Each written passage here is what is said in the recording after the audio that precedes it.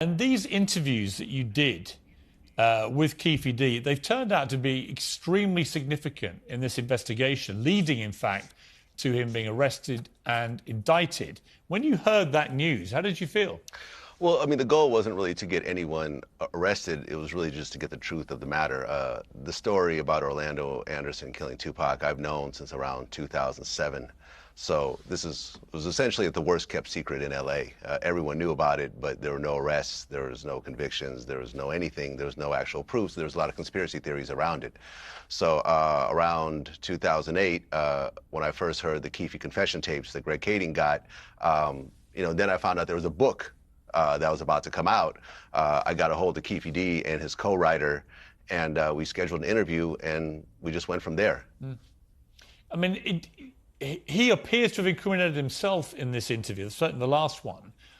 Did you believe he was doing that as you interviewed him? Well, I think that he believed that he had a level of immunity when he did the proffer agreement. I think at the time he was saying that he had cancer, so maybe he didn't think he had much time to live. So he was just kind of letting it loose at that point. But, it was a little bit crazy that he actually sat down and we did everything. And when I asked him about it, sometimes he would try to dodge certain questions, but ultimately I used the book as a blueprint. So whenever a question wouldn't get answered, I said, well, the book said X, Y, and Z. And then at that point, he kind of went along with what was written in the book. Ooh, y'all ever had y'all a conversation with an old head and the old head sit there and tell you, well, back in my day, we kept it solid. It was no snitching. We did this in the street. We did that.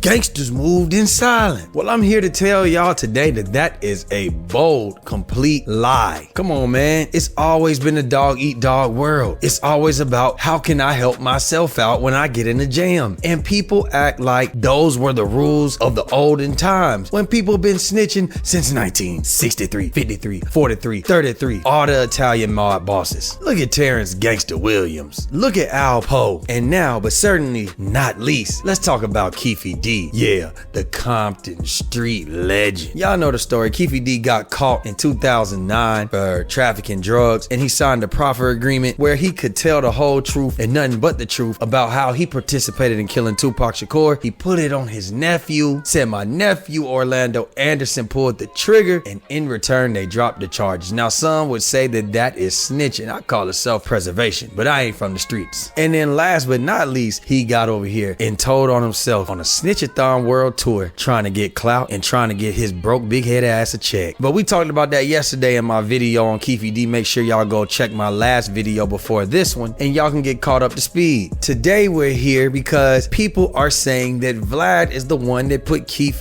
D in jail. Huh?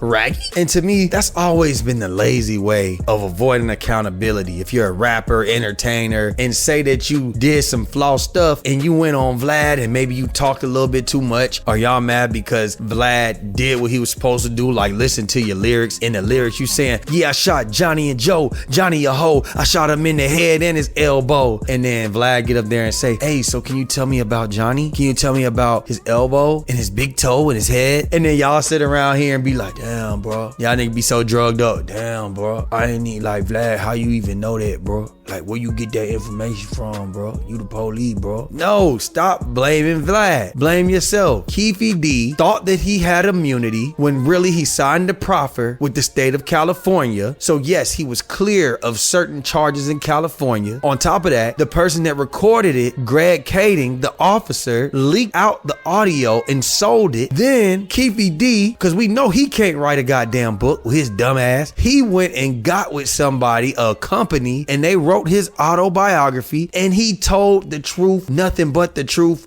so help him God. Not only did he go to Vlad for his first interview, but then he followed it up doing more interviews with Vlad and more interviews with everybody else. See, this is what I don't get. We get mad at Vlad, but nobody gets mad at other YouTube channels for doing the same thing. I don't hear nobody saying, yo, the art of dialogue is the Fed. I don't see nobody saying all the other places that Keefe D went to is the Fed. And the last thing I'm trying to do is defend Caucasian Caucasian man, a pilgrim, a red-headed man. But the truth is the truth. Keefe D is the only one to blame. He signed a deal with the Fed or with the police, and he decided to go outside of the jurisdiction of that agreement and get online and tell about everything. And all that happened was they just sat there and let him keep saying it, keep going interview after interview, and they built up a case in Vegas. They raided his home. He had a shrine to Tupac and all the things that he's done to Tupac, or whatever it may be. It's like he was proud of that body. You heard Vlad. He said that when he interviewed him, he had cancer. So maybe he thought that he was going out and he could just let it all be all. But guess what? The Lord said, boy, no, I'm gonna give you a little bit more life so you can spend the rest of that in jail. So y'all let me know what y'all think about this situation, man. Was that on Vlad? Was that on all the other YouTubers and bloggers? Or are we gonna sit there and say, no, Keefe D, you crashed out and you old and you 60 and you walking around here like a 12-year-old, like a 16-year-old drill artist? You're stupid. You're not FYBJ Maine. You're a 60-year-old Crip that actually caught a body. Y'all let me know what y'all think, man. We out, baby. Boom.